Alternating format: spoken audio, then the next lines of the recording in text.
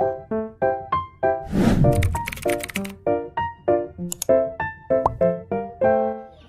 welcome back to my YouTube channel, and for today's tutorial, I will be teaching you on how to private your TikTok account. But first, gotta subscribe to my channel and don't forget to hit the subscribe button and the bell to notify you for my new updates.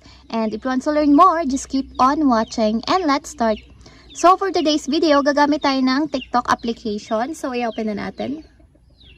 So pag open na yung TikTok application, pumunta agad kayo dun sa mismong profile. Then, hanapin nyo yung 3 dots na nandito sa upper right corner ng screen. Then, i-click. Then, pagka-click nya, hanapin nyo yung privacy. Tapos, i-click nyo ulit. Then, after nandito sa privacy, hanapin nyo yung private account. So, kung mapapansin nyo, meron siyang switch button sa right side nya. Ang gawin nyo lang, i-turn on nyo siya para ma-enable yung private account nya. So, yan. Naka-private na yung inyong account kapag naka-turn on yan. And if you want to turn on, i-click nyo ulit yung switch button para ma-disable siya. Confirm nyo lang para ma-disable. And that's it. We have successfully private our TikTok account. If you have a question, kindly comment down below and don't forget to hit the subscribe button and the bell to notify you for my new updates. And thank you for watching.